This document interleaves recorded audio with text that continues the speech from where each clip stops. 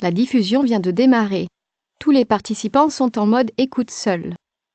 Hello everyone, pleasure to be connected again. Welcome to this regional orientation webinar for the UN Biodiversity Lab for English-speaking Africa, Western Asia, South America, and Eastern Europe. This webinar is part of the 6NR Technical Webinar Series. I am Marion Marigot, the Technical Specialist for the 6NR project and your facilitator for this webinar. I warmly welcome you all to this webinar session. The countries invited today to this regional virtual orientation are Afghanistan, Albania, Angola, Armenia, Azerbaijan, Bahrain, Belarus, Bosnia and Herzegovina, Botswana, Brazil, Cape Verde, Egypt, Eritrea, Ethiopia, Gambia, Georgia, Ghana, Guinea-Bissau, Guyana, Iraq, Jordan, Kenya, Lebanon, Liberia, Macedonia, Malawi, Mauritius, Moldova, Montenegro, Mozambique, Namibia, Nigeria, Rwanda, Sao Tome and Principe, Serbia, Seychelles, Sierra Leone, South Africa, South Sudan, Suriname, Swaziland, Tanzania, Turkey, Uganda, Yemen, Zambia, and Zimbabwe. If you're not associated with one of these countries, do not worry. It means that we have assigned your country to a session that we think would work better for you in terms of timing and our language. However, if this session suits you, you're more than welcome to stay online with us. This webinar features presentation from our UN Biodiversity Lab team. Today we have with us Christina Sopols, UNDP 6NR Project Manager, Annie Vernig and Theresa Durden, respectively UN Coordinator for the UN Biodiversity Lab and intern for MAPIX with UN Environment, Marion Planck, Research Assistant for MAPIX with UN Environment, and Antonio Benvenuti, Data Officer for MAPIX at Grid Geneva. This 2-hour webinar will provide the countries in your region with a virtual orientation to the UN Biodiversity Lab. You will learn how the UN Biodiversity Lab can be used to support the preparation of a data-driven 6NR. You will receive an overview of how to analyze your country's national and global geospatial data to make assessments about progress to achieve several IT biodiversity targets, implement your NBSAP, and achieve expected conservation outcomes. You will also have the opportunity to interact with spatial data experts, 6NR specialists, and the UN Biodiversity Lab web development team. Welcome everyone, we are thrilled to have you here today. As usual in our sessions, I would like to remind you all of certain rules and dynamics for the webinar sessions. Microphone will be muted during the presentation. That reduces interferences and facilitates the communication. This 2-hour webinar will be divided into 2 sections. The first will discuss how spatial data can support conservation planning and reporting and provide you with an introduction to the UN Biodiversity Lab. The second section will introduce you to your country's private workspace on the UN Biodiversity Lab and show how this can be used to support your 6NR. Each section of today's webinar will be followed by a 20 to 30-minute question and answer sessions. Please send us in advance your question or raise your hand in the control panel of GoToWebinar. If you want to speak and the connection allows it, we will open your microphone during the Q&A session.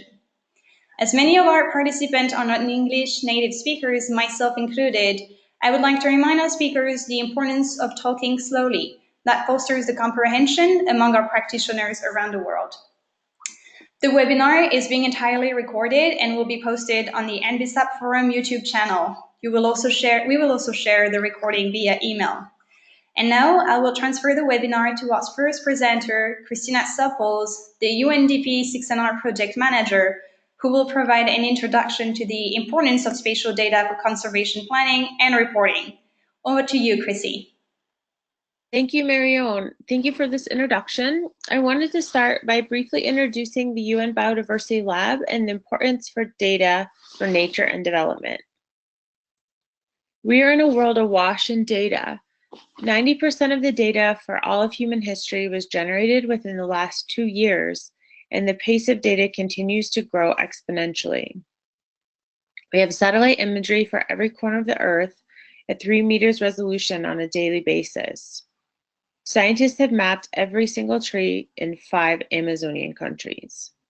Despite this, the fourth industrial revolution has yet to make a serious mark on the field of biodiversity, and in particular on the intersection of ecosystem services and human development.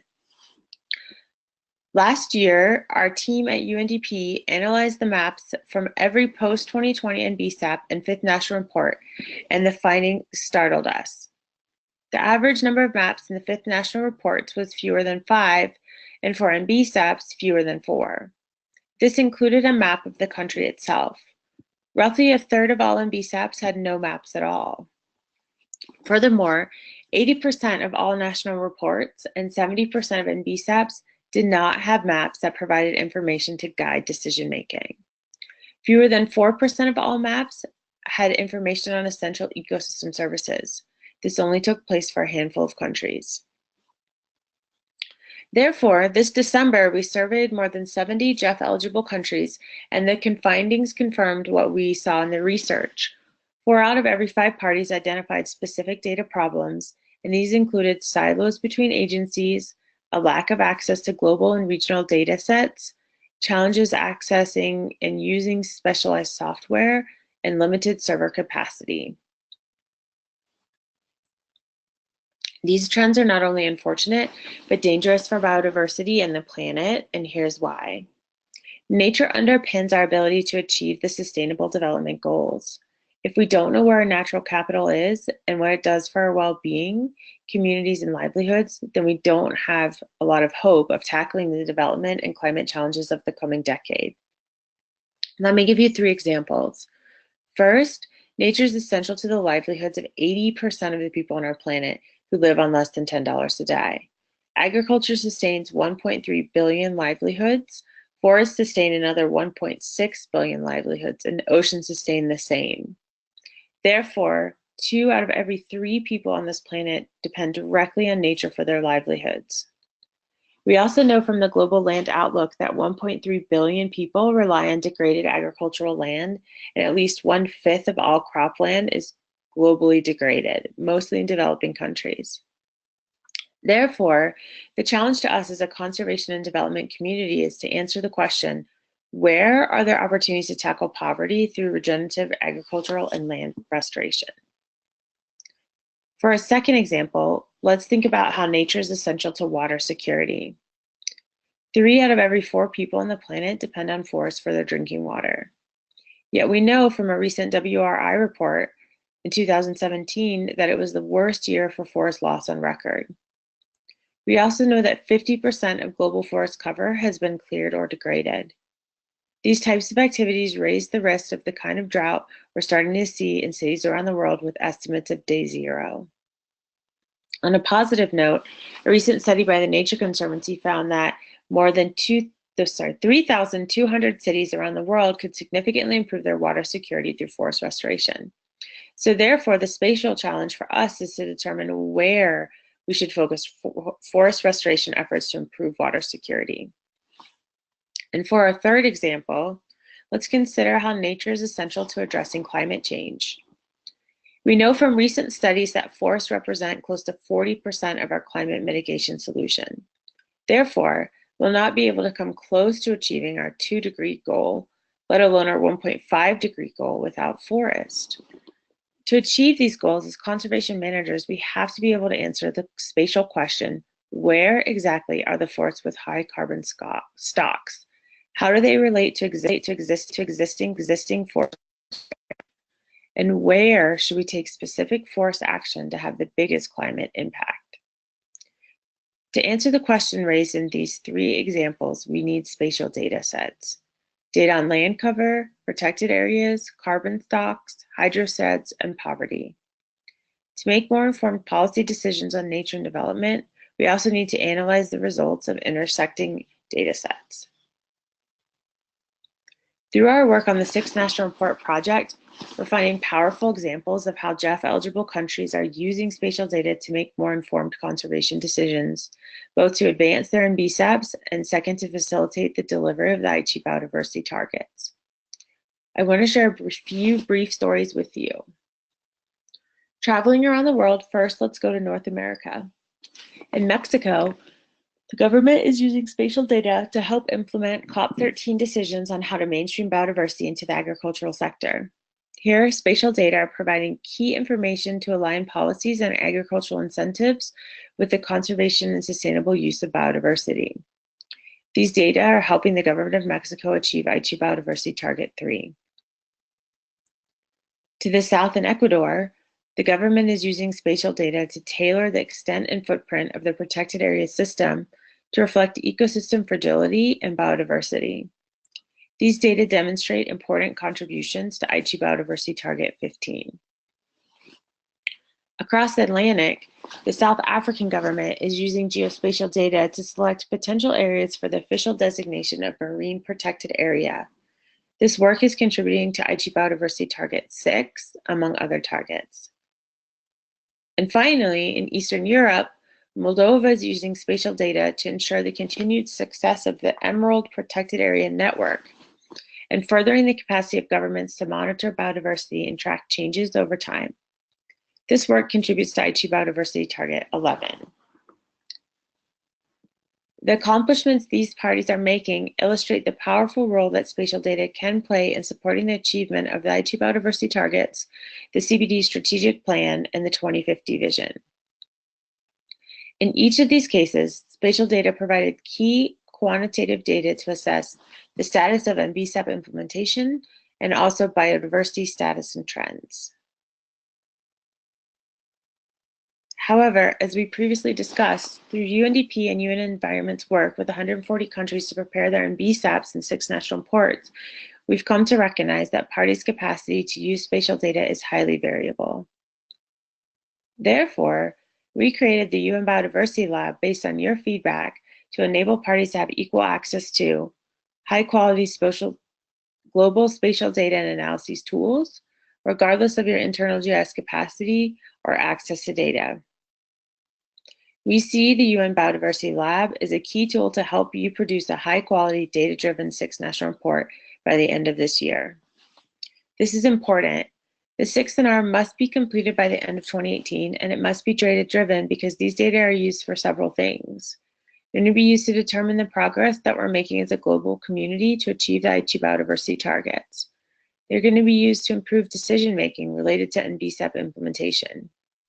These data will provide a baseline for the current state of biodiversity around the world, inform the 5th Global Biodiversity Outlook, and also contribute information and guide discussions on the post-2020 Global Biodiversity Framework. Accurate data, which geospatial analyses facilitate, are critical to achieving these goals.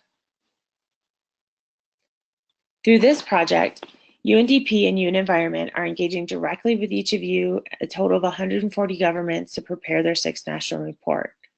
These interactions are allowing us to develop and update the spatial platform based on your actual user needs.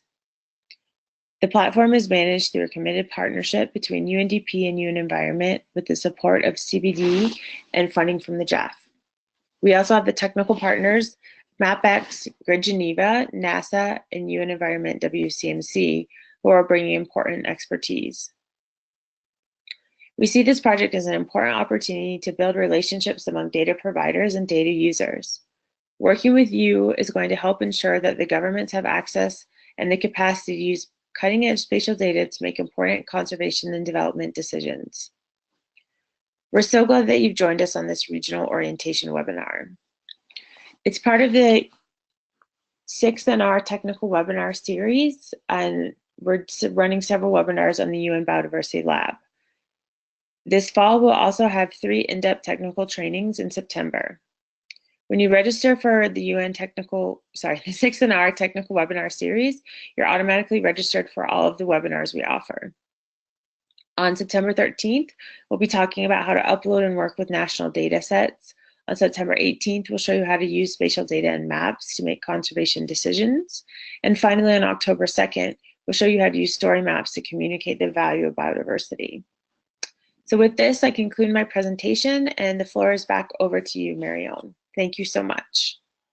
Thank you, Chrissy, for the insightful presentation.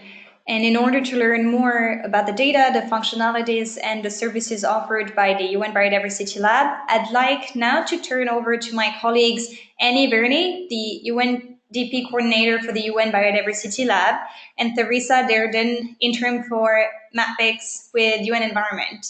The floor is yours. Thanks so much, Marion, for this introduction, and a warm welcome to everyone who's joining us today from around the world.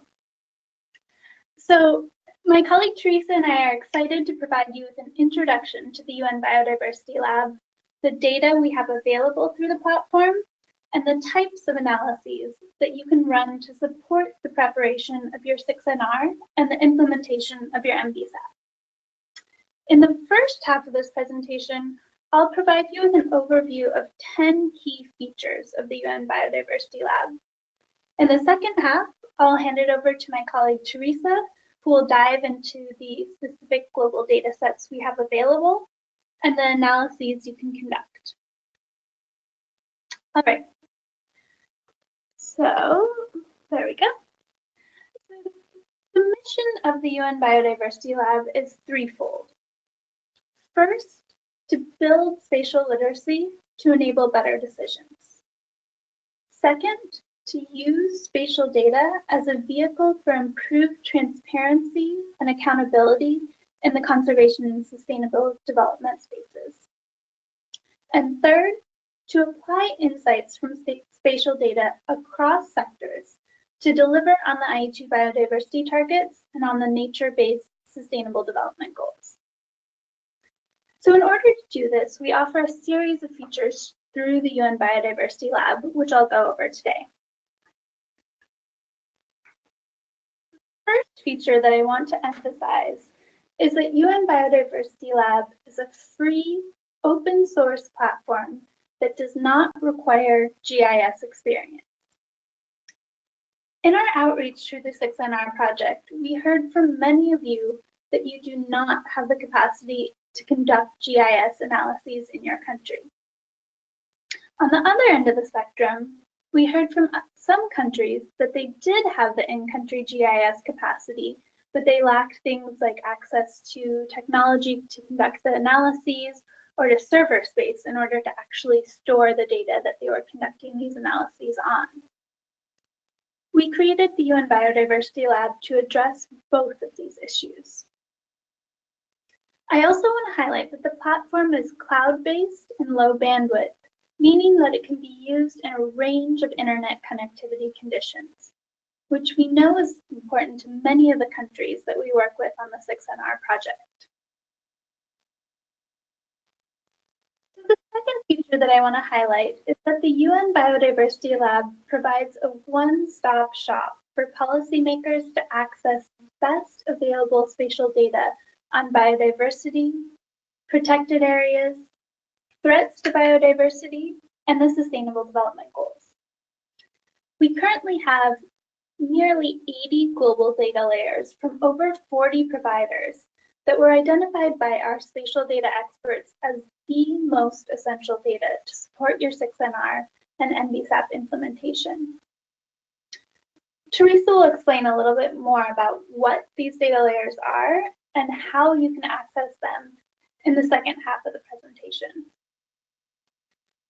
For now, I just want to note that all of these data layers have been carefully curated by our spatial data specialists to enable you to access key data sets either by theme or by Aichi biodiversity target. So to understand how this works a little bit, each data set that we added to the platform was assigned one or more themes based on its general area of relevance. So for example, the ecoregions data layer is assigned to the biodiversity theme. Above ground carbon biomass falls within the climate change and carbon theme, and marine wilderness naturally falls within the marine theme. Similarly, each data set was assigned one or more Aichi biodiversity targets based on either its status as an official indicator for the target or our spatial data experts' analysis of layers that could be useful for reporting on a given ABT. In general, we suggest searching for data by Aichi biodiversity target as a good starting point for the 6NR project. The fourth feature I'd like to emphasize is that for each of the data layers available on UN Biodiversity Lab, we provide UN verification of data integrity. All of the data layers have been assessed using a dedicated data integrity assessment framework, which scores reliability, technical accessibility, openness, and sustainability of the data. Based on these criteria, each data layer receives a ranking between 0 and 100, which can be viewed in the metadata of each set. Before any data is made publicly accessible in the UN Verified Data Catalog on the homepage, it's reviewed by our team of experts at UN Environment and UNDP. This ensures that all data in the data catalog has received the UN seal of approval. All right, so this is getting into one of the features that we're really excited to share with you. So we've created a secure and private online workspace for each JEF eligible country working through the 6NR project. On the UN Biodiversity Lab, you'll see this private workspace referred to as your national project. The national project is a secure and private online space that is populated with key peer-reviewed data layers that can support the preparation of your 6NR.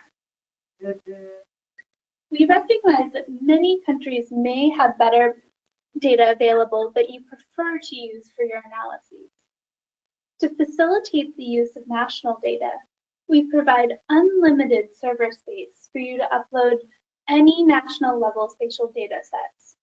For example, population data, cadastre data, or agricultural data, to name just a few. For those of you who do want to use the global layers that are available through the platform, but are required by your government to use only nationally verified data for your 6NR and MBFAPs, we can work with you to ensure that the data on the platform is nationally verified. Please contact the support email shown on the screen, and we can provide a customized letter co-signed by UNDP and UN Environment to contacts within the relevant ministry in your country. The two aspects of this national project that I want to emphasize are that first, it has unlimited storage space for your national data, and second, it has the highest level of privacy assurances possible. We ensure the privacy of your data in two ways: server security and password protection. So first, all data you upload to the site are stored on our secure servers, which are located in Switzerland. Switzerland happens to have the highest standards in the world for data security, protecting you against any undesired access to your data server side. Second, your national project space is protected on UN Biodiversity Lab by restricting access to a specific group of users. Only these users will be able to see the data you upload. Access to the national project for your country is regulated by an administrator. For the 6NR project, each UNDP or UN Environment 6NR national focal point has been added as the administrator for your country's national project. These administrators will be able to control who has access to your project, invite new users, and conduct key analyses to generate maps for your 6NR. We'll talk a little bit more about how to access and customize your country's national project in the second half of this webinar.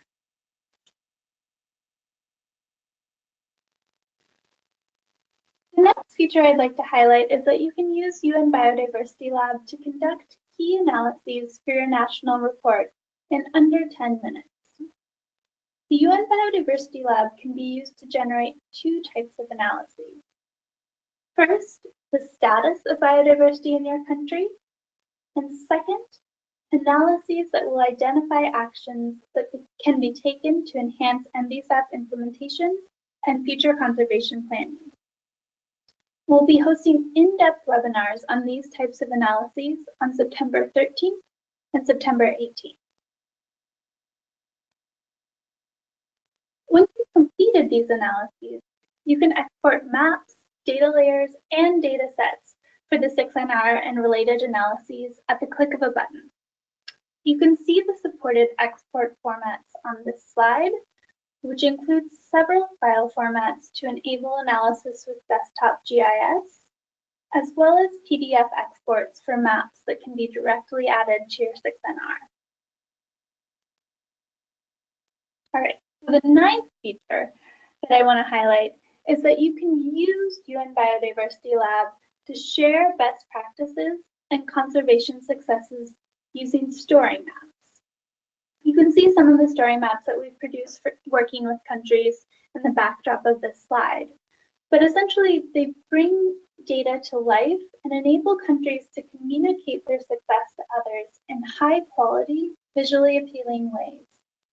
They can be shared on social media, embedded on websites, and even turned into automated videos to, for instance, help you get funding for future projects, or encourage knowledge sharing within your ministry and with high-level politicians in your country. We'll hold a webinar specifically on creating story maps to communicate the value of biodiversity on October 2nd. Finally, I want to highlight that the UN Biodiversity Lab is a co-designed space that will be refined based on feedback and requests from users. The current version of the site is a beta version, and we expect to go through several iterations as we work to include your feedback and to develop new features that better meet your needs. We see this as a continual co-design process with you in order to help us make the UN Biodiversity Lab into something that meets your needs on the ground. We highly encourage you to write to the support email on the screen with any feedback or requests for assistance. And users who are proficient in informatics can also submit a pull request on GitHub. However, for general inquiries, we suggest sending an email to our support team who can post it to GitHub if necessary. So with this, I'll pass the mic to my colleague Teresa, who will give you a tour of some of the key data layers we offer and the analyses you can conduct on the UN Biodiversity Lab for your 6NR. Thanks, Annie. I would like to extend a warm welcome to everybody on the webinar today. And I'd like to start off my presentation by diving into the data that we have available on the UN Biodiversity Lab. We currently have nearly 80 layers on the UN Biodiversity Lab and are continually adding new data. Please do contact us if you have data or are aware of data that we should be including on the UN Biodiversity Lab through the forms on the website and the contact email address. We select data for inclusion through a rigorous process, which involves input and insight from conservationists and scientists around the world.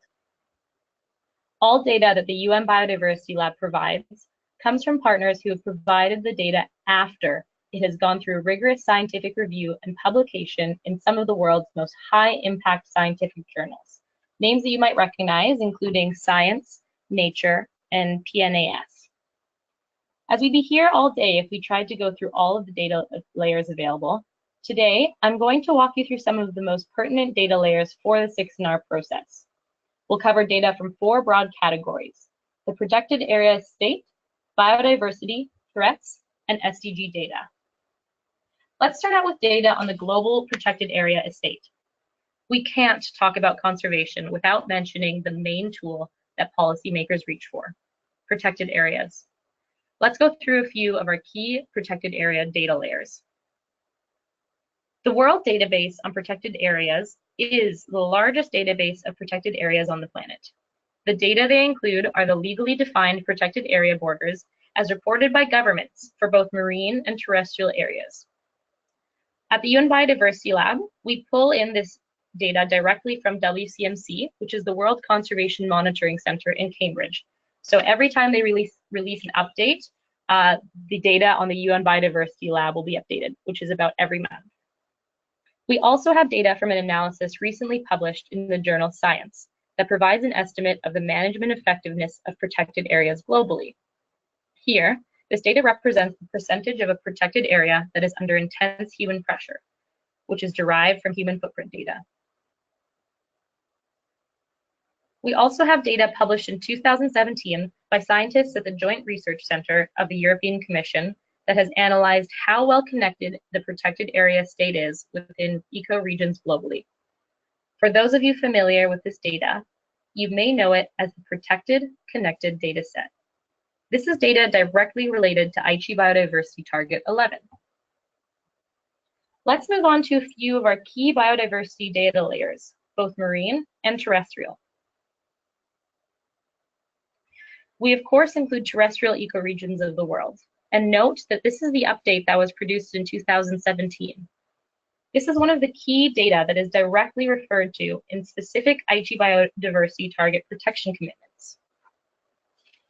We also include the IUCN Red List species range polygons.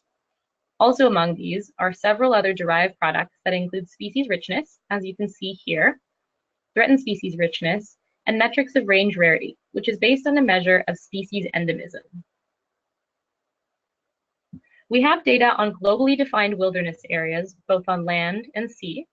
To the left here, you can see the diminishing marine wilderness data that was just published several weeks ago and has been receiving a lot of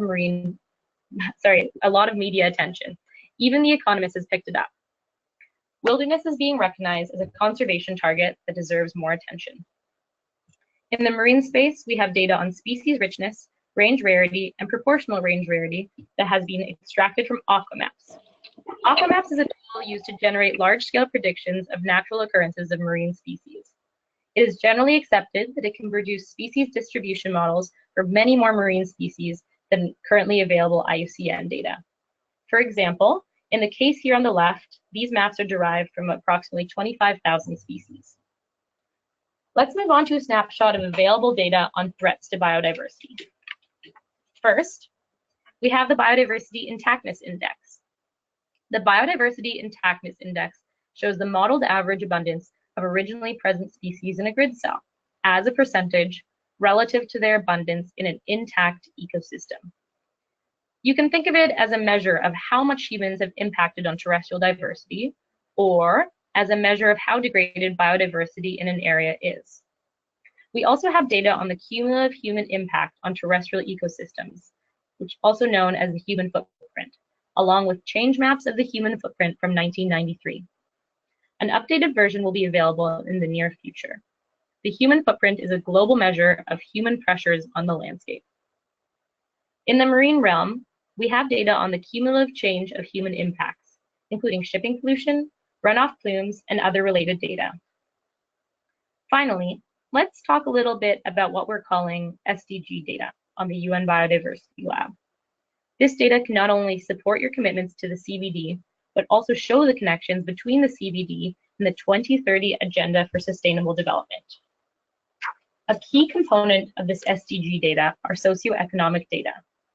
There are many socioeconomic data layers, ranging from human population, predictions of urban expansion, livestock densities, agricultural suitability and change, and, as shown here, access to cities in 2015. This data set was created to map human access to healthcare. The data can help identify at-risk populations, but also has uses for mapping risk to resources. For example, where easy access to protected areas might have impacts on management effectiveness. Also important for drawing connections to SDGs are assessments of ecosystem services, such as carbon storage and sequestration. We include several recently available data sets on carbon, including above ground forest biomass, which is a global data set that you can see here, soil carbon, both globally and within mangrove forests, and changes in carbon biomass. I really want to emphasize that the data sets I've shown here are only a sample of those available on the UN Biodiversity Lab.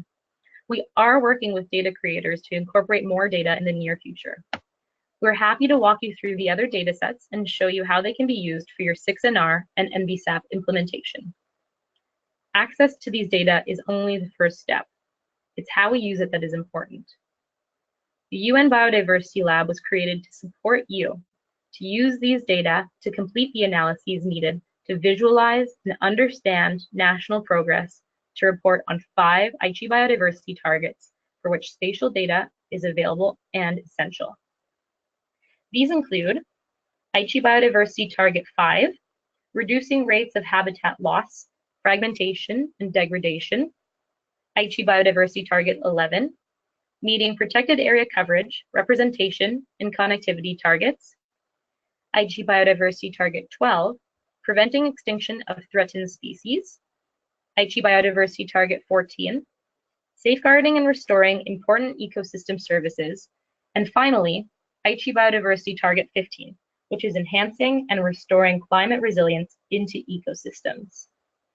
You can use this platform to create status maps to demonstrate your party's progress on these 5 Aichi biodiversity targets for your 6NR, as well as to produce maps that can help inform decisions and actions to be taken in your NBSAP implementation and future conservation planning efforts. On this slide here, you can see a list of key maps that UN Biodiversity Lab can assist you in making to help inform conservation actions. This is not an exhaustive list, and there are many more. We're going to show you how to create many of these maps in the technical webinar on the 18th of September. But for now, I'm going to show you examples of just 5. Many of these examples can be produced in under 10 minutes on the platform. Others take a bit more effort and require some external GIS skills, but we are here to assist you. And these examples can also be applied to NBSAP strategies and actions around the world. These are just examples developed internally by our team using the UN Biodiversity Lab and are for exploratory purposes only. For any country, we can help you to evaluate your NBSAP and create maps that track your progress similar to those I'm about to show. This first map shows how the UN Biodiversity Lab can help you to visualize the progress you are making to achieve Aichi Biodiversity Target 5, habitat loss halved or reduced. Eritrea's NBSAP has an action related to identifying and prioritizing critically threatened habitats. We can assess progress to achieve this NBSAP action by looking at efforts to produce the habitats of critically threatened species. Here in the orange, you can see the range of the wild African donkey, or the Equus africanus. In this analysis, we overlaid maps of protected areas with species range maps for the donkey. We learned that approximately 14% of the species range in Eritrea is protected. You can see that the northern portion of the range is well protected, but that the southern portion is not. You could include these data and maps in your national report, and you could also use them to develop more specific measures to protect the species during NBSAP implementation. You can use similar approaches to help identify and prioritize critical habitats for a set of endangered species anywhere around the globe. This second map shows how the UN Biodiversity Lab can help you visualize the progress you are making to achieve Aichi Biodiversity Target 11, protected areas. Afghanistan has NBSAP actions related to finalizing a protected area system plan for the country. This plan should ensure that it protects areas of high biodiversity in all major ecoregions and includes transboundary areas. We can assess the progress on this NBSAP action by overlapping the ecoregions and protected area layers for Afghanistan, as you can see in this map.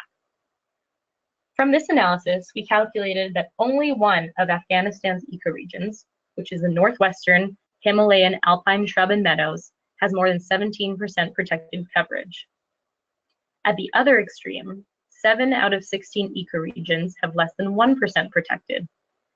You can use this type of information, again, anywhere around the world, to then work with a team to design strategies for underrepresented ecoregions in a protected areas network. This third map here shows you how the UN Biodiversity Lab can help you visualize the progress you are making to achieve Aichi Biodiversity Target 12, which is prevent extinctions and preserve species. Timor-Leste has an NBSAP action related to identifying and developing protection programs for endangered species in all ecosystems. Now, this includes forests, mountains, inland wetlands, coastal and marine areas, and agricultural lands. We can use the UN Biodiversity Lab to assess the progress on this action by looking at the protected area coverage for the habitats of several threatened species. As you can see here, this map highlights areas that contain key habitats for species critical to fisheries health, such as corals and mangroves.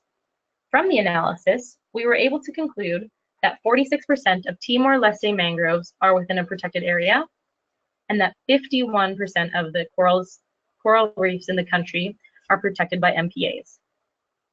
Anywhere around the world, you can use this type of information to help prioritize areas where conservation interventions to protect habitat can help reduce the risk of extinction for species that depend on that habitat for their survival.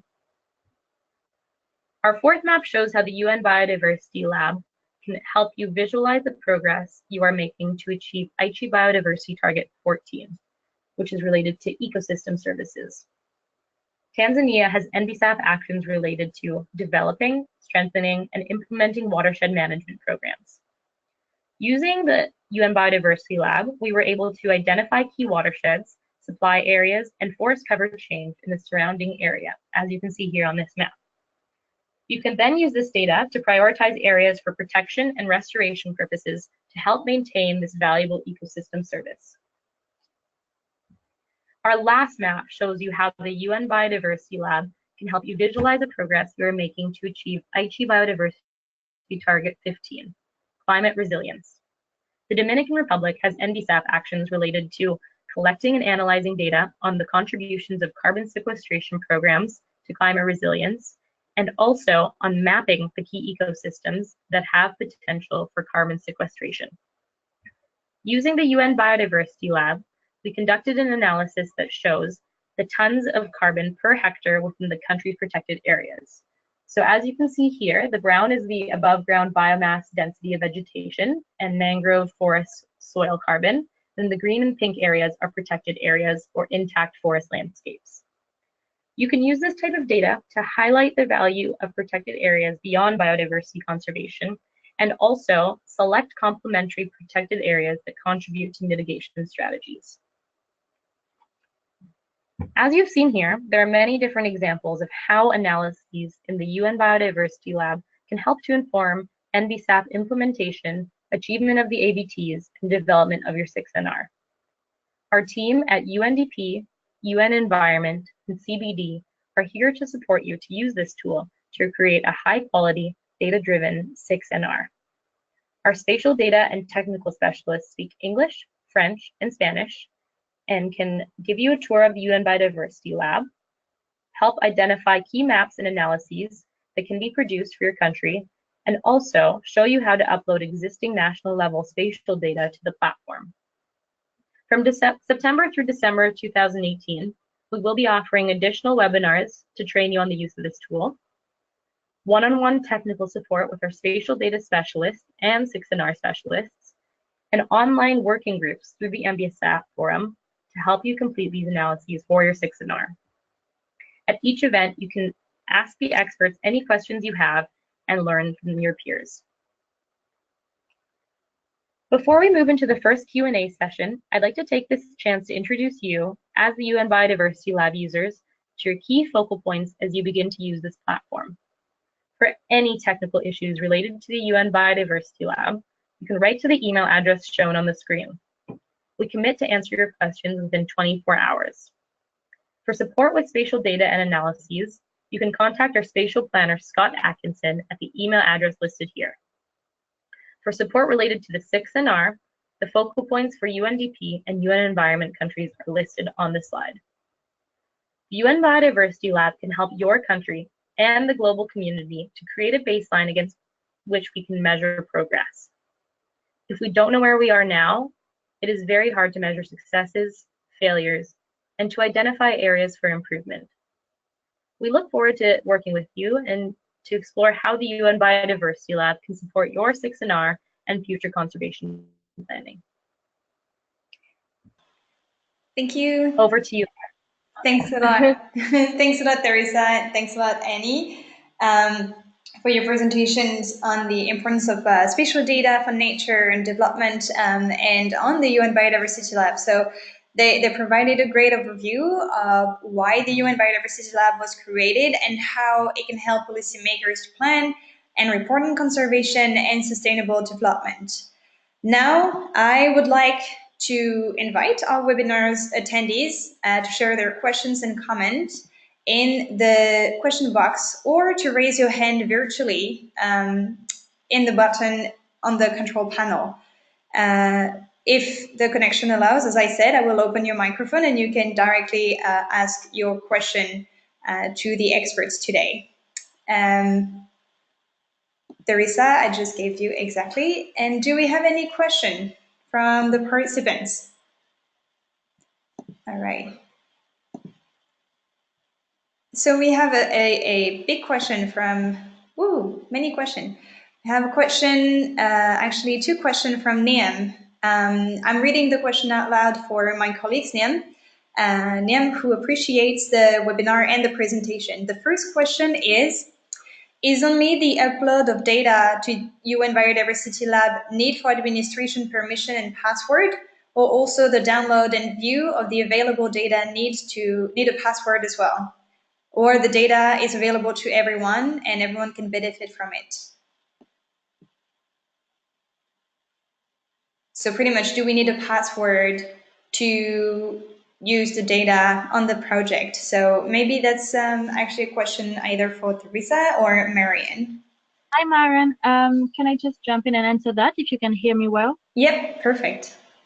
Okay.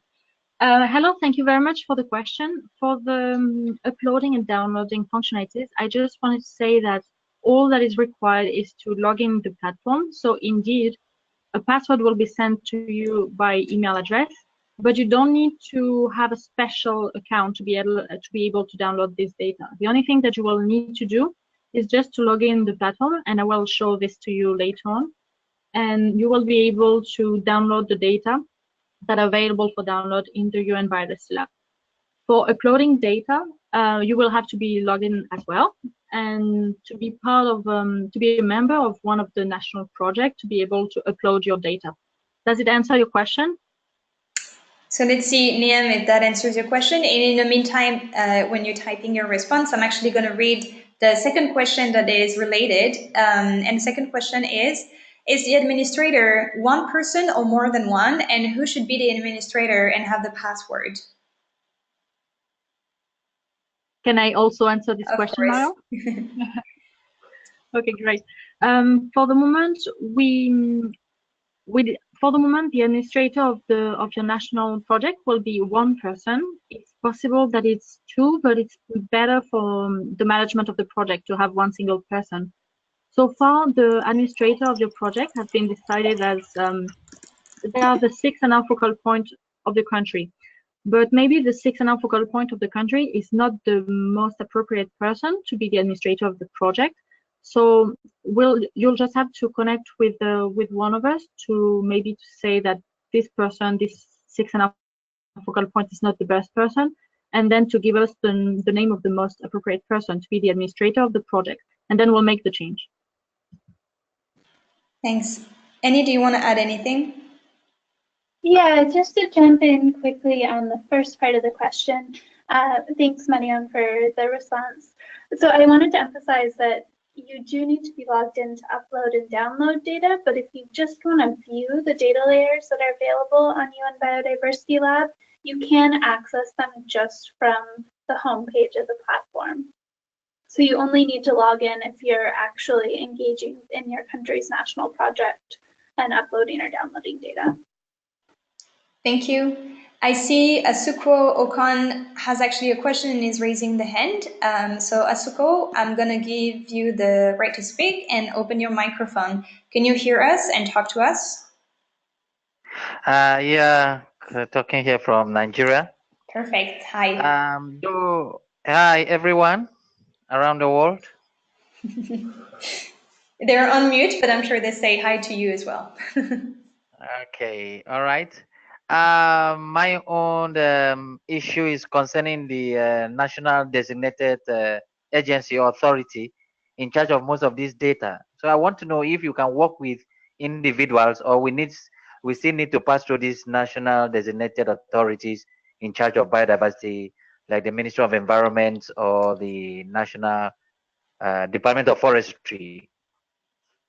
So maybe I Hello? can, yes, absolutely, we can hear you. Maybe I can start responding to this question. For now, we have designated the UNDP and UN Environment focal point to be administrators, but this is not rigid and we can change it. And so in this case, actually, you only have to send us an email, on the addresses that you saw on your screen just before, and let us know who you think would be the best person. We actually address the email to those person by default, but it doesn't mean that they have to be necessarily. So if you think in your country that there is a person that is more, let's say, legitimate to be the administrator, we can definitely put him or her as the administrator of your project. Okay. All right. Does this All right. answer Thank your you very much. question? Then Yes. should I ask the next one? Sure. Okay. The next one is the what we will work with, like some data like the FAO as what we call Spatial, and there's an app that we work with. But for UN Biodiversity Lab, do we have an app or a software that help us to work with this data? I will leave Marion, the other Marion, respond to this.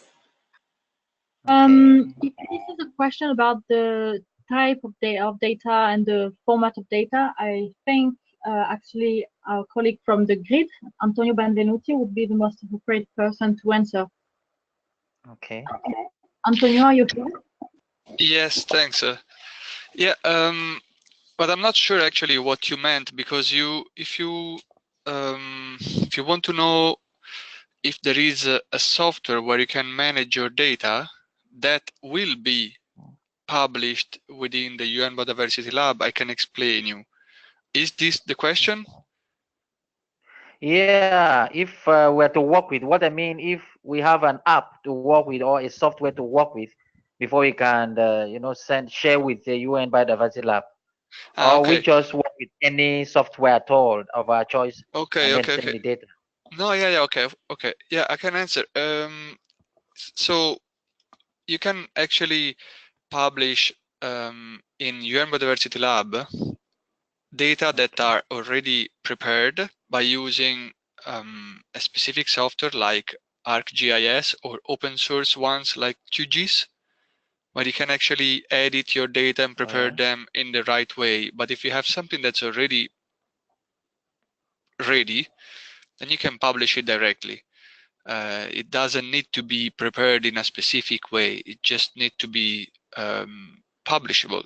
So either you have it in a good format, or you can work on a software at your choice to make it in a good format before publishing it. If I can just jump in and complete the answer, I would say that the UN Biodiversity Lab is the platform. The UN Biodiversity Lab works by itself and it's not associated with you don't need to. It's not associated with any software in any kind. So you can already jump in the platform. It's online. It's free, and visualize the data, interact with the data, etc. Download the data, upload your data without any other software required. And as Antonio was saying, on the other hand, if you have on your country some data that you would like to process, etc., and then upload in the UN Biodiversity Lab, obviously it would require to do some data processing on a separate GIS desktop, but this is only if you would like to upload the data. Otherwise, the platform is enough by itself. Okay. Yeah, all thanks, right. Marion. I hope, Asukwo, this answers your question. Thanks so much. Thank you. Yeah, exactly. Perfect. All right. Don't hesitate to raise the hand again if you have another question coming to your mind. All right. Okay. Okay, moving forward, we have two questions from Giulietta Sarno. The first question is actually, is there a tutorial to use the UN Biodiversity Lab? So, hi, Julieta. If I'm not mistaken, there is a guidance that is being written currently by our spatial data experts. Do we know a bit more when this is going to be released? Hi, Marion. Yeah, thanks for referring to me on this question. So we have been developing a walkthrough guide that has been animated with GIFs to help people use the platform. And this includes everything from just navigating the platform, uploading data, sharing certain views, etc. And we expect that that will be live on the website either today or tomorrow. In the meantime, my colleague Marion Plunk, who will be giving a presentation right after this, she will also be giving a presentation using animated GIFs, which will be available to download. So if you wanted to jump in right away, you'd be able to use those to help navigate the platform. Perfect. So, yeah, sorry, go ahead, Annie.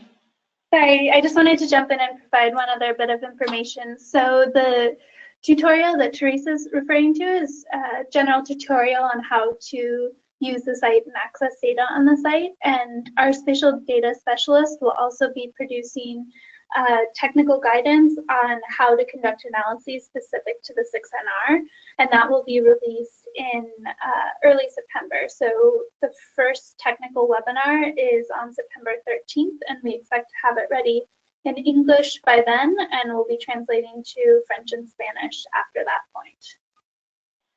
Great. And actually, Julieta, that sends us to your second question that you shared with us. And you said, how can we integrate the 6 national report form with the spatial data and that can be obtained from the lab? So I think Annie just provided some elements of response because we're developing actually guidance on what data you could use to make maps that would be relevant to either the IT biodiversity targets or your national targets, depending on what you're reporting on. And also the technical webinars that are coming in September will provide more guidance on this. And as we have advised to countries in the past, we do not necessarily want to see maps for each of the national targets. We really want to have actionable maps. And so if you have to focus your capacity on maybe fewer maps, but more accurate and, maps that can support the decision making on biodiversity conservation, this is better. If your question was really on logistical issues and technical aspect, how to integrate the maps in the 6NR, there will be an option to do a screenshot of the map. Actually, my colleague Marion will discuss this a bit later. There will be an option to do a screenshot, and then you can integrate this screenshot directly in the online reporting tool. And if you work on an offline version of the 6NR, you can do so, of course, in the offline version. So the online reporting tool was updated by the CBD to move forward with this feature, and have supporting maps. So I hope this answers your question. And for those who are actually a bit confused, there are 2 Marion right now speaking on the webinar. They're me, Marion M, and Marion P, who is giving also a presentation. So sorry for the confusion if it's a bit confusing for everyone. We have 2 more questions for now from Patama. The first question is, can we use the Biodiversity Lab to track the migratory species to migrate through area beyond national jurisdiction? That's a very good question. Annie, do you want to speak about this? That's actually something, thank you very much for the question. And that's actually something I need to touch base with our spatial data expert on. I'm not exactly sure what data we have for migratory species beyond the fact that we do have the IUCN range data. Marion or Teresa, do you have any idea about that right now? Otherwise, we can check with Scott Atkinson and get back to you after the webinar. Hi, Annie. This is Marion P. Sorry. So far, if I'm not mistaken, I think we don't have data specifically about migratory species.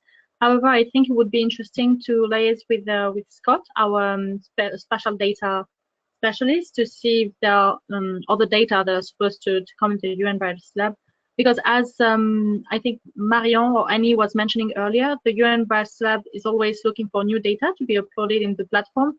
So all the data that you see right now are not the, we'll have all the data, that's my point. So we need to check maybe with our spatial data officer to see data related to migratory species are about to come in the platform.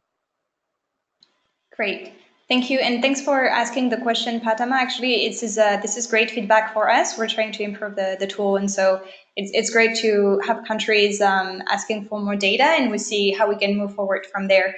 And I see that you have another question, and you're saying that Thailand, including other tropical countries, are at risk from natural disasters, including floods and tropical storms. How can spatial data used in order to monitor biodiversity loss associated with natural disaster can help you, I guess? Who wants to take the lead on this question, Tim? I can try to answer that question.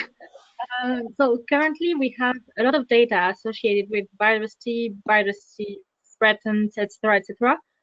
For the natural hazards, we do have some data about to come in the platform. So far, for the moment, we unfortunately have one data set related to natural hazards, but there will be other ones soon in the platform. I guess this is also another topic to be discussed with our spatial data specialist, Scott. But as soon as we know, maybe we can keep you informed with this. Great, thanks. Any other elements of response from the organizing team so far? And if not, then I think, Patama, this is something to keep in touch with, and let's see how we can, as Marion said, how we can update and have data that can respond to this question. I have one last question, and I'm gonna take this one, and then we can move forward with the next presentation. And do not worry, we will have a second Q&A session later if you have more questions. But for now, we have a question from Rana, asking, some of the maps you showed us show the state rather than the progress. Can we show the progress or change historically using the platform? That's a very good question. Actually, so far in the platform, for some datasets for which it's relevant, we do have some temporal data. I don't have the UN Biodiversity Lab under my eyes right now, but I know that we have some biodiversity data related to wild species that are time series data, as well as data about forest cover or land cover changes or human footprints, etc. So of course, and I think it's our aim actually, the UN Biodiversity Lab should host some time series data that allow to monitor changes over time. That's actually a very good use, I would say, of the UN Biodiversity Lab. Great. Thank you, Marion, for the response, and thank you everyone who participated and contributed to the Q&A session. Sorry, I need to move forward because we have another important presentation that is coming, and I will save your questions for the second Q&A that will happen during the second hour of the webinar. And so since we enter in this second half of the webinar, I want us to focus more in detail on how the UN Biodiversity Lab can support you to produce the 6NR and support the implementation of the Convention on Biological Diversity. And based on your question, I think this is very relevant to the interrogations that you may have. To support us to do so, Marion Planck, who is, I recall, a researcher assistant for MAPIX with UN Environment, will introduce you to the national projects within the UN Biodiversity Lab, and will show you how you can customize and support the development of your 6NR. And one more time, please start asking your questions if you have any. We'll read them during the second Q&A. Over to you, Marion.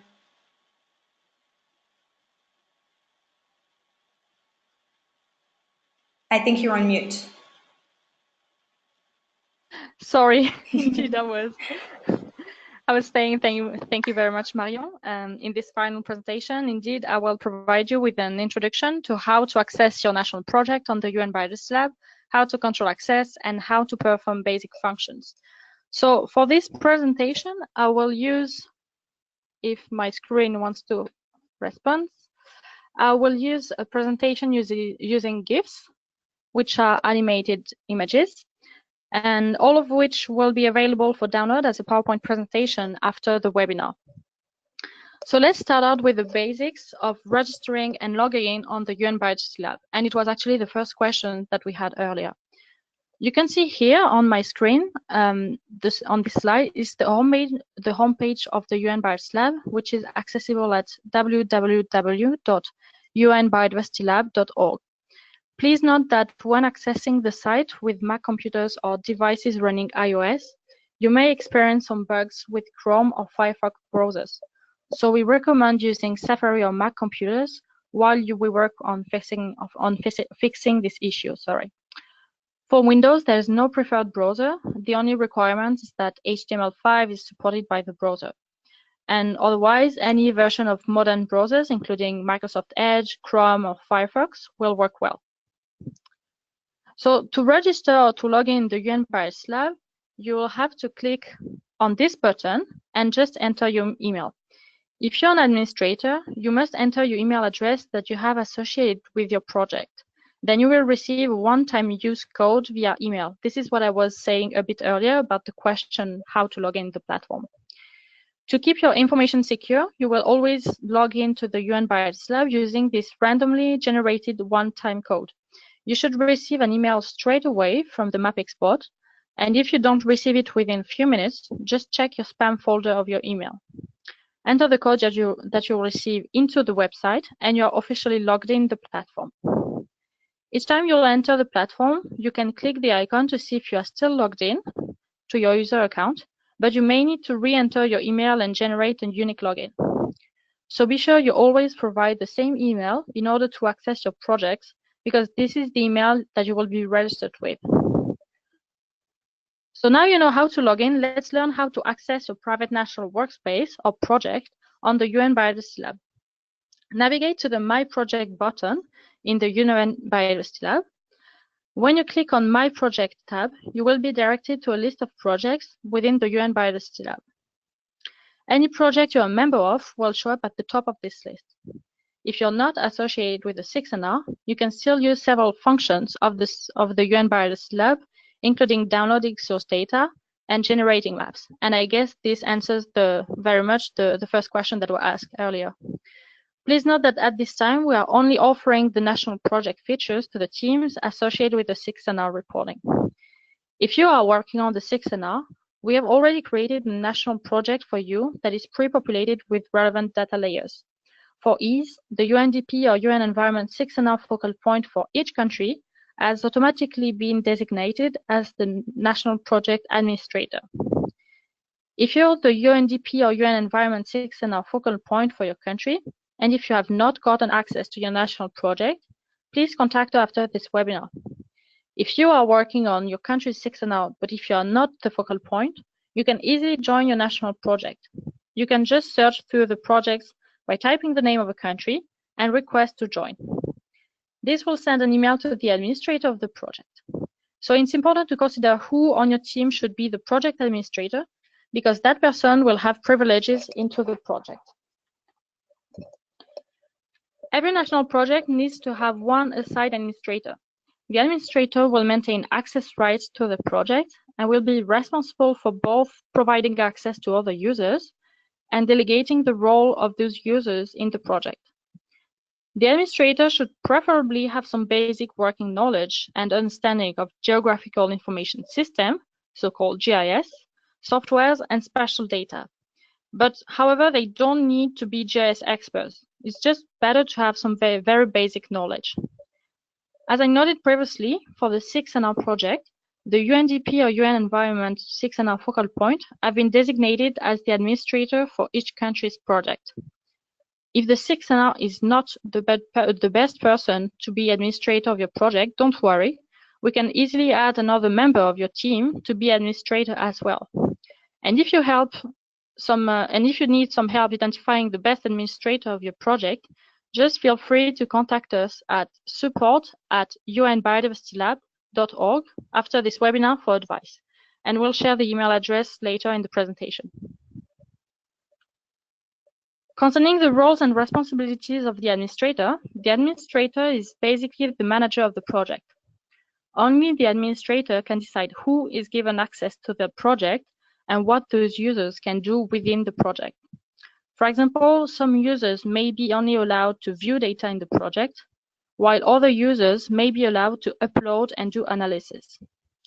The administrator alone can decide to invite external users to the project or to remove them from the project. Aside from providing the users access rights, the administrator is also in charge of configuring the project. They can modify some parameters such as the abstract, the map position, etc. And they can also delete the project completely. To configure your project, just navigate to Project Configuration in the toolbox, as you can see here on the screen. Here, you can set the description and the initial position of the map of your project. Please be sure that you do not change your project title, as it's very important that it stays the same to ensure that you can easily access it within the UN Biodiversity Lab. At the bottom of the window, there's a checkbox which denotes whether your project will be public or not. If your project is public, it can be shared in the list of projects and other users can ask to become a member of it.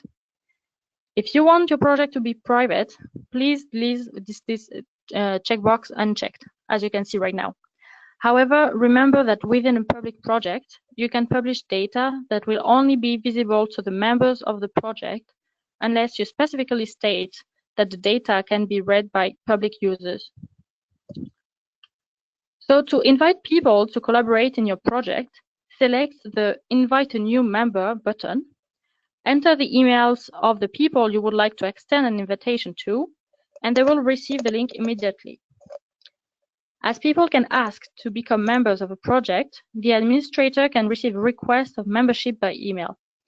Please check if the person can be granted access to your project, and if so, just accept his request by clicking on the link in the email that you have received. If you receive an invitation to a project, the link will direct you to MapX.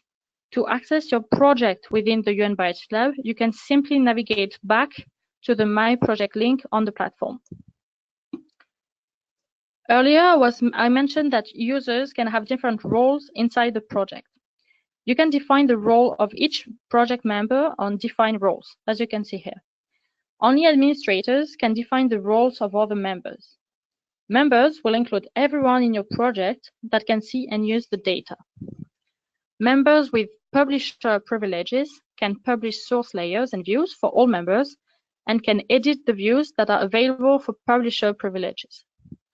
The administrators, they have the same authority as publisher, and they can also change the status of all the accounts and delete the project entirely. If you're interested in contributing data to be published for use in the lab, we would really love to hear from you. So please follow the link on our FAQ to submit our data submission form, or contact us directly at support@unbiodiversitylab.org. So congratulations, now you know the basics of managing a project on the UN Biodiversity Lab. Once you have your project, you will want to know a little bit about the types of data you can add and the tools that you can access. So let's start out by discussing the types of data available on the UN Biodiversity Lab. The UN Biodiversity Lab handles two types of data, vector data and raster data.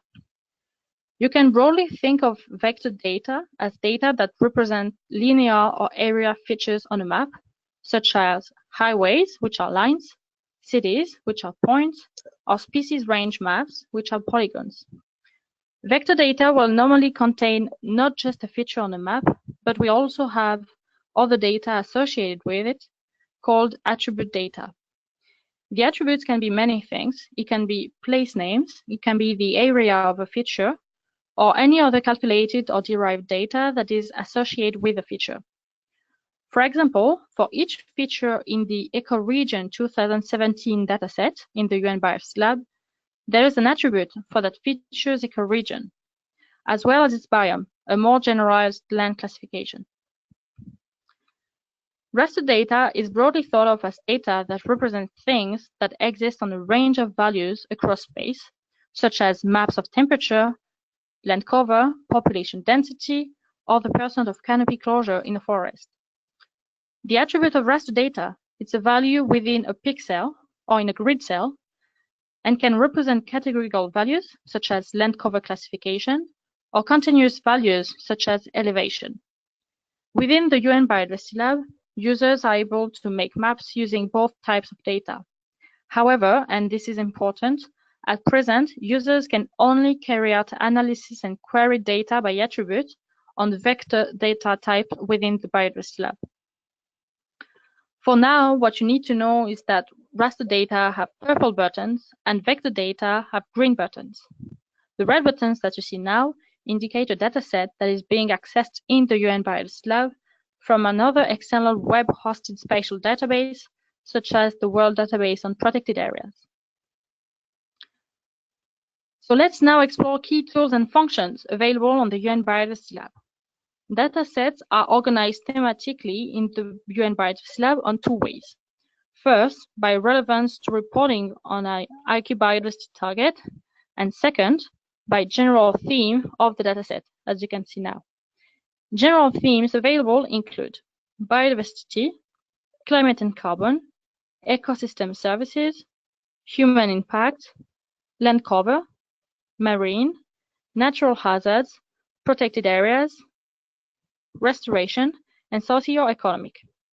The ABT targets mentioned include ABT 5, 11, 12, 14, and 15, as Teresa mentioned them earlier in the presentation. Note that for the moment we have assigned themes to each dataset based on our best judgment on their primary theme among the UN Biodiversity Lab themes mentioned above, both generally and within the context of reporting on the ABTs. You may indeed find that datasets may help you in reporting in different ways that we have tagged them. And in fact, it's our hope that you will find novel uses for the data that can really help you in your national reporting. So we really encourage you to look beyond just the ABT themes when searching datasets, but to also explore other thematics areas as well. To activate a dataset, just turn on a particular theme or target of your choice by clicking on the associated switch on the left panel. You will then see a list of views that are related to the theme or target. Click the button beside it to activate the view. To view a map in full screen, you can experiment with clicking one of these buttons that you see right now on the screen. There are several methods to filter your views or search for a particular dataset. You can order the selected views by title or date, or search by keyword. Clicking the Filter Activated Views button will remove all the views from the list, except for the ones that you've selected, as demoed right now on the screen. You can also click down here to filter views by component, meaning by type of view, by classes, meaning by keyword, or collection, which are themes or other tags, according to which each view is associated with. To look at views in a certain order, you can use these arrows in the toolbar, located beneath the legend in each view. Click Filter Activated Views for simplicity, so that only the views we have currently selected are available in the legend, and the arrows will move each view up and down according to your selection. To conduct analysis within your project, you will first need to add data. For the 6 national project, we've already done that for you. Your workspace already contains up to 50 different datasets, including the WPDA, human footprint, IUCN and red list species range data, various datasets on carbon, global forest data, Alliance for Zero Extinction sites, ecoregions, and various socioeconomic data, among others. Although please note that not all the data may be pre-populated in your country, as not all data covers all the countries. For example, mangrove data does not occur in Kyrgyzstan. And here you can see on the screen an example of a project in Afghanistan, which is pre-populated with multiple data on the left. To delete unnecessary external views from your project, navigate back to the toolbox. There are several items in here which will cover the further detail in the webinar on September 13th on uploading and working with national datasets. Today, I just want to show you how to review views that you do not want in your project. click on Manage External Views, find the title of the view you would like to remove, and just click on the small X. This will remove it from your workspace, as you can see right now. If you accidentally delete an external view that you would still like to see in your workspace, you can easily re-add it by finding the view in the main data catalog and clicking the Share button beneath the view. Just enter the name of your project here and should automatically appear underneath the input. If you click the Add the View to Selected Project button, a save icon will appear, signifying that it is now available in your project. In addition to adding data to your project, you can also share certain views and collections with colleagues. Collections refer to predefined themes that the view is part of. For example, each IQ biodiversity target has a theme that you can select. You can choose to either generate a direct link or to embed a link or a collection in a website or a blog. Note that if you're trying to share a view from a private project to someone who has not been added as a member of your project, it will not be visible. You can also download data that were published in vector format from the UN Biodiversity Lab for use in desktop GIS programs. You can download data in several different formats for use in your own programs, including Esri shapefile, GeoPackage, GeoJSON, and KML. You can choose to clip this data to a certain country as well. It will automatically select all the features contained or touching the borders of the country of your choice. As for now, in order to really clip the data by the country borders and to delete everything outside it, the users will have to do it outside MapX in a GIS software. Please note that not all the views are available for download because some are protected under a view-only license, and only vector data can currently be downloaded. Raster views will soon be available for download too. You will receive an email with the link of your data once the download has finished. And finally, note that you cannot download any data if you're not logged in the platform. And this is again echoed to the first question that we had earlier about how to download data in the UN Biodiversity Lab. The final element I would like to introduce today is how to generate and download a map from the UN Biodiversity Lab. Making maps is a critical element of using the UN Biodiversity Lab, and it can be done in two ways. First, clicking the Take a Screenshot button will automatically begin a download of zip file in your computer, and the zip file will contain 4 elements: 3 PNGs with the scale, the map, and the legend, and 1 PDF file with all the elements combined. If you cannot see the file at the bottom of your browser, just check the download folder of your computer. The PDF file will look like this, as you can see on the screen. The visual elements are still in development, so if the output is not of your liking, we recommend arranging the elements yourself. To do so, you can just use a program such as PowerPoint to arrange the elements for inclusion into reports or publication. If you would simply like to take a screenshot of the view with no auxiliary information, you can just click this print button along the toolbar, and you will automatically download a picture of what is shown on the screen. So today I've provided you with a brief overview to get you started on the UN Biodiversity Lab, but there's much more to know, so just be sure to join our webinars in September on uploading and analyzing national data for your 6NR, using spatial data and maps to make conservation decisions, and using star maps to communicate the values of biodiversity. Thank you very much, and over to you, Marion Marigot, sorry. The other Marion. Thank you for your presentation, Marion P. That provided concrete picture, of how the parties can begin to use the UN Biodiversity Lab for preparing their 6NR. And following your presentation, I would like to invite the webinar attendees to share their question again and start the second Q&A session. So I think I received actually a few questions during the presentation of Marion, and they are from Luisa. Luisa is asking, when I go to the UN Biodiversity Lab, the menu with the icons you used to log in does not show up. How can I get to it? She said she has been clicking crazily everywhere, but no success. And actually, Luisa sent another question and said the entire platform is not responding, and so it says trying to reconnect. But normally, Luisa's connection is really good. Have we ever faced, Marion, this technical issue? Hi, this is Marion Planck speaking. We are thinking that maybe a problem of browser. Is it? Are you experiencing any browser issue? Sorry, to the person who asked the question. Luisa, Luisa, actually, I'm gonna try maybe to open your microphone and see if you can speak. I'm not sure it's gonna work, but it would be better. Can you hear me and can you speak? Well, I can. Can you hear me? Perfect. Yes, hi. Okay, good. How are you? Great. Yeah, no, I don't have a browser problem. I'm using Mozilla on a PC, on a regular PC, and my connection is actually great. And I can see the UN Biodiversity Lab, like the general platform.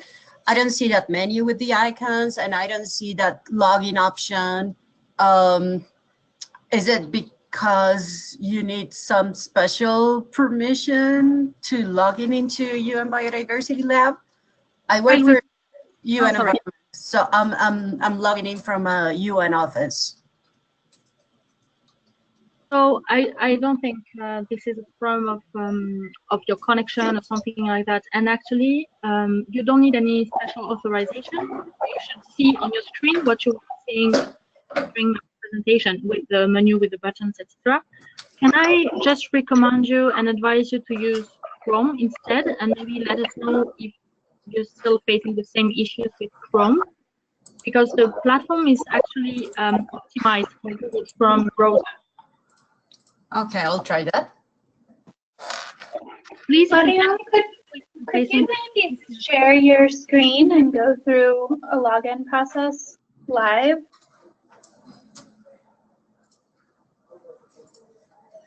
Sorry, Annie, can you repeat this? I was just wondering if you could share, you're still sharing your screen, so if you could pull up a browser on your screen and go through the login process live, so we can see how it should be working. Yeah, sure. Let me just exit.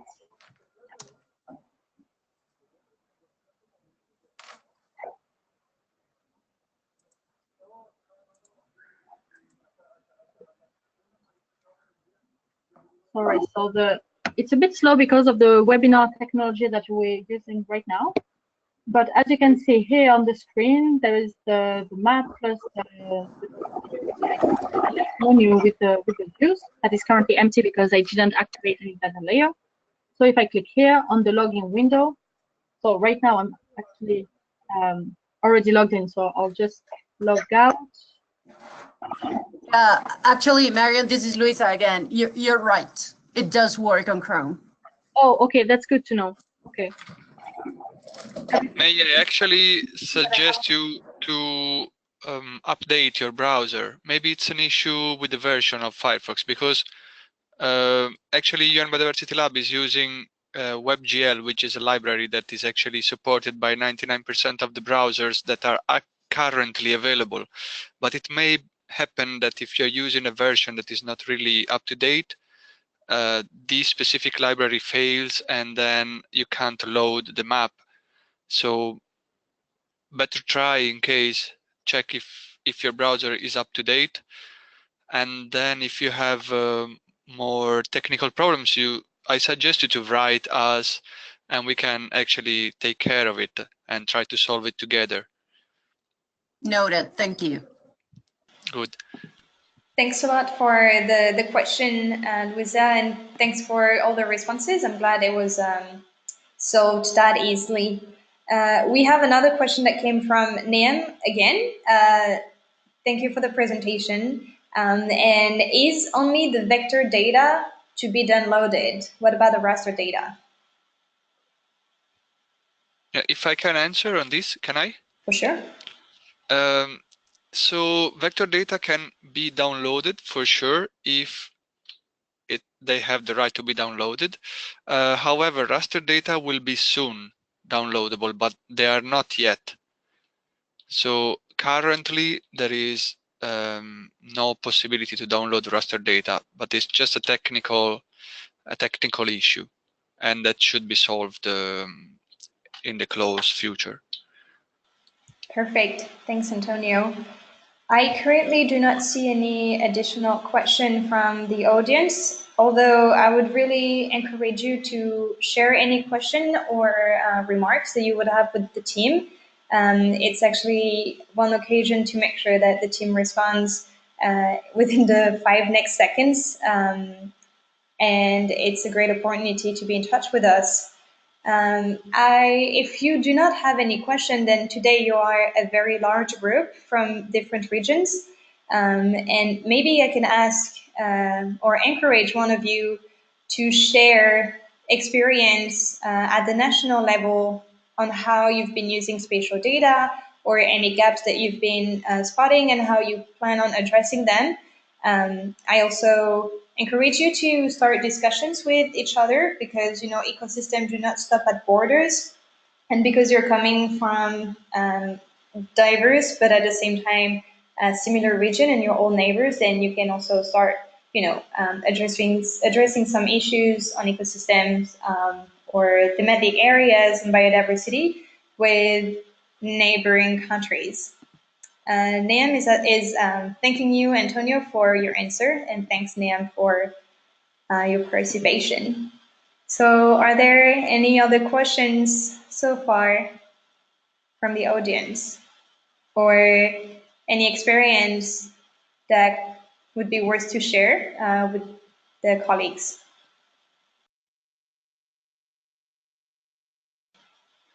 I do not see any hand raised. Is there anything that the team, the organizing team, would like to add? Any suggestions? Any question for the audience maybe that you may have, guys? Oh, actually, Asuko is raising his hand. So Asuko, I'm going to open your microphone again. Hi there again. Can you hear us? Okay. Mine is, we'll keep working with, just want to make a contribution that is left for us to keep working with the UN Biodiversity Lab. Then if we have issues, we can raise it. But for now, I will just look at it later on and then work on and look at it again. Just like somebody was trying to download it or get access to it. So others also, we will also try our hands on that. But I believe that there is a website or there's an email to communicate any problem if anyone arises. Yes, there is, Hello? and probably the person who will respond to you will be actually the person in this call. So I don't know if you have more details on what was going wrong when trying to download the data. Do you have more information? Okay, for now, no. No information for now. Except when I have hands on with the UN Biodiversity Lab, then we can now share issues if any. But I like what I saw on the screen. I think And the different data set that is available. What I see, you can just see other data if there are other data available, and those ones that are not. But okay, one question has come to my mind now. Now, all the data set based on the theme, the thematic areas, are they equal in all areas, or you can have in some countries and they are absent in other countries? that maybe can be answered from by Mariam. Hello, this is so actually the global, all of our data layers that we have currently in the UN Biodiversity Lab are global. I think that there may be one or two that are available, for example, below the equator or above the equator, but mostly I would say that the majority of the data layers are available in each country. If that answers your question. Yeah, does it answer your question? Hi, this is Annie. Can I just jump in quickly too as well? For sure. So in addition Okay. to what Teresa mentioned, there are some data sets that just don't apply in some countries. For example, the coastal data sets or the mangrove data sets wouldn't apply in a landlocked country. So what our team has done is essentially made sure that every data set that's in the national project applies to that country just by taking out those data sets that completely don't apply. Okay. And I also wanted to mention, in addition to starting to explore around the website and explore your national project, we will be going into more detail about how to access the data, how to upload your data, and how to conduct these analyses in our technical webinars, which are on September 13th, September 18th, and October 2nd. So we'd encourage you to join for those as well. Maybe after you've started to look around on the site, so you can bring your questions and you can engage with our spatial data experts there then as well. Okay. And sorry, my other question is the number of people to invite as members. Do we have a specific number per country or per region? There is or no, is just yeah, there is no or is specific it open? number. This is Marion M speaking. There is no specific number, no limitation, let's say. What we do is to encourage to have one single person as the administrator of the project on the website for efficiency and responsibility reasons, but there can be as many people involved. Marion P, can you confirm? Hi, yes, this is Marion P, sorry. Indeed, you don't have any limitation to invite members to your national project. All you need is just I would say the interest of the people to be part of your project and just their email address, and then you can just add all the people that are relevant for that project through the process that I showed you earlier. Okay. Any other questions, All Suko? No, for now. Feel free to raise the hand again. We'll be happy to answer.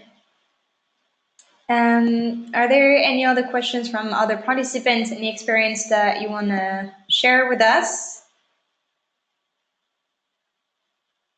I do not see any hand raised yet. Hi, Marion, Danny again. I'm wondering, actually, Marion P, would you be able to give a brief demo, like you've done in previous webinars, of accessing the national project for one of the countries that is present on this call, just to show our participants how it will look like in the national project and how they can access data?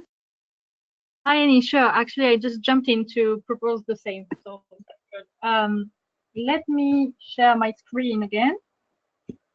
I'm gonna maybe speak a bit farther than the micro, so please let me know if you have some difficulties hearing me suddenly. All right, so here earlier we went through the login process with the email address of Teresa, as you may have seen. This is the landing page of the UN Biodiversity Lab. You have the possibility to activate the satellite view or to switch back to the map view, because sometimes the features of the spatial view kind of hide the mapping component that you're interested in.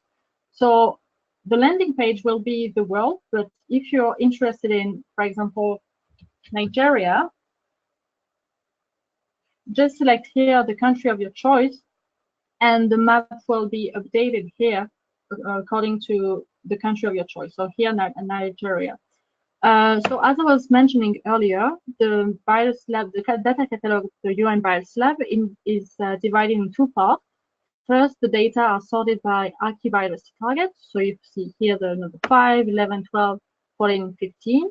And actually, if you click here, you'll have the detail of which archaeobiodiversity target it refers to. And on the second part, you have all the data from the data catalog that are sorted by themes or categories. So you have here the data for the biodiversity, the climate and carbon, ecosystem services, etc., etc. So for Nigeria, for example, if I'm interested in the biodiversity data, all I have to do is just to activate the data category, and you see here the menu that updates with the relevant data layer. So earlier I was actually, yes, Earlier, I was mentioning some temporal data. For example, for the last of the wilds, we have, well, this is maybe an example that is not happening in Nigeria, but you can see here the data set of the last of the wilds in 1993, and we have the same data set in 2009 that allows you to spot the difference. So what you can do is just activate the tool and be allowed to see the evolution of the last of the wild. If I stay in Nigeria, if you're interested in, for example, in the species richness, you can see easily which are the hotspots for biodiversity in Nigeria, here located at the border, or maybe here nearby, maybe the capital. So another thing that is interesting to know is that you can actually activate multiple categories in the UN Biodiversity Lab. For example, if I would like also to activate some data related to climate and carbon, the menu on the left containing the data will update and will contain all the data related to both biodiversity and climate and carbon. Now, if I'm a member of the, I don't know, Nigeria government or the sector of focal point or any person working on the sector, all I have to do is click here on the My Project button, and then the list of all the projects will appear. Sorry, again, it takes a bit of time because of the webinar technology, but it's not necessarily a problem. And here, for example, if I'm looking for Nigeria, I can just click on the project of Nigeria. I didn't request to be part of that project, but I can see for the moment the content of the project that have been populated with all those layers that are available for public. And inside this this project, if the administrator, the publishers, of the members would like to upload some data that they would like to restrict because the data are private, they can set up the label of privacy of this data layer, and only the members of the project of Nigeria will be able to see it. So aside from the data here, you have some walkthrough that has been developed. Just for your information, this will be updated actually today or tomorrow. So I won't go through it right now as it will be fully updated, but we'll maybe keep you in touch with the changes. So I just switch back to the data catalog, and please feel free to jump in if there's any question. I would be very happy to answer you. Thank you. Thanks, Marianne. This is great. Thanks for showing this. Are there any questions following this demonstration, or any country that would like to maybe have an overview of the layers in its own countries? Maybe we can take one more country of the participants today. But I do not see any suggestion nor any question. So it seems the audience is pretty clear, at least so far, for the UN Biodiversity Lab. Okay, anything the admin team would like to add before we wrap up? That's good from our side. Thank you very much, Mario. Great. Yep, good from my side as well. Fantastic. Thank you, ladies. So to wrap up actually this webinar and conclude it, I would like to extend a warm thank to everyone who attended the session. We look forward to continued engagement with you as you begin to access and use the UN Biodiversity Lab to support the preparation of the 6th national report. I would like to draw your attention to several key resources that can support you to use the UN Biodiversity Lab. Our team has produced a briefing note that you can use to share an overview of the UN Biodiversity Lab with colleagues, available in English, French, and Spanish. We mentioned this a bit earlier. We are also producing a technical guide to train you in analysis specific to each of the 5 Aichi biodiversity targets that Annie and Teresa discussed during the presentation. This will be also released in the technical webinars in September. So please join us for those webinars, these 3 sessions of technical webinars.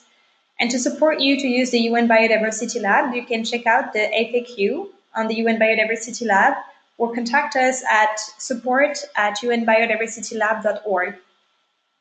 Finally, we encourage you to also join, as I said, the 3 in-depth technical training offered in September. With your registration for this webinar, you are automatically registered for the additional training webinars. You will receive an email in your inbox the day of the webinar with the link to join the webinar. On Thursday, September 13th, we will show you how to upload and work with national datasets. On Tuesday, September 18th, we will show you how to use spatial data and maps to make conservation decisions.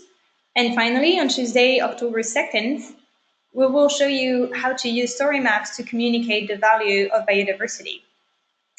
As mentioned earlier, this is the first of many trainings, but success in this platform will be based on continued dialogue with you, the end users, and we really look forward to building this relationship with you.